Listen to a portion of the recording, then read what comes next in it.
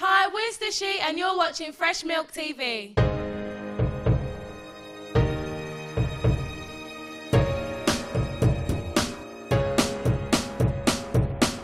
I don't like it when you break me, honey. Why'd you have to do that? We never actually went through auditions. We got into Stooshe by Courtney and I were shopping in Topshop, and somebody just liked the way we looked and they asked us if we could sing. None of us knew each other. And Caris went to Brit School where like Adele, Jessie J and Amy Winehouse went, and she knew our now manager Joe Perry, and she was looking to put a girl band together, so she literally just found us off the street and she kind of knew Caris and wanted to form Stooshe, and she just called us up, put us in the band, and that's how it started. So it wasn't an audition process, it was kind of like thrown together, and that's how we met, so yeah.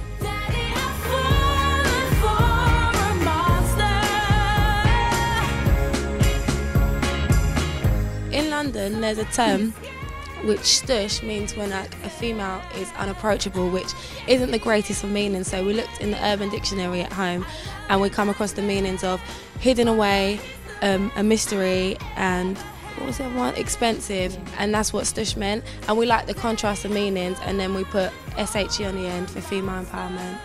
So girl power, I suppose.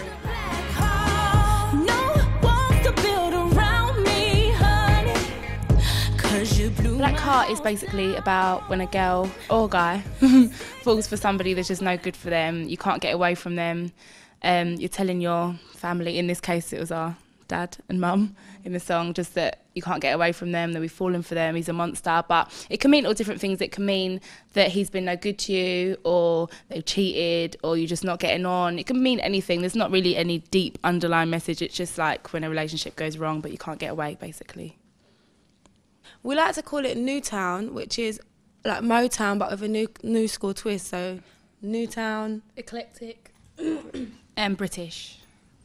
Well, what a way to come out, I suppose. I was comfortable within myself, but obviously my family didn't know, but everyone else knew. And what we was talking about in the song, it seemed to fit the concept of the song. And at the time, I was like, okay, cool, let's just do it and see what happens. And I have no regrets in terms of doing that, because now everyone knows and everyone's cool and everyone's really accepting. So it was actually really positive in terms of doing it through the song. Somehow he's scaring me to death. Yeah. He's big and he's bad. In the beginning with Waterfalls, we started actually singing it just as a cappella and acoustic cover, and we just thought we loved the song. It wasn't ever intentional to be our next single.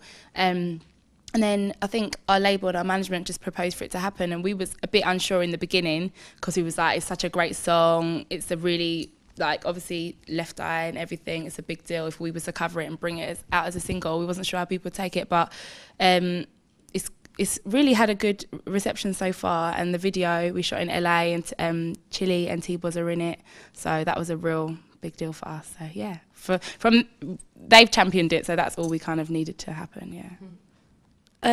If there was a song that we could cover, what would? I don't know. That's We've so, done a lot of ones we like. Yeah. Probably a Beyonce song, I think, is our next one we would like. Yeah. Yeah. Destiny's Child, maybe. Yeah. Switching it up. It goes. I love it like that. Our single Waterfalls was out in the UK on the 12th of November, and our album's coming out soon, and we're just gigging all around the country. We might have our own little mini tour as well in the UK in December, so a lot of stuff for us.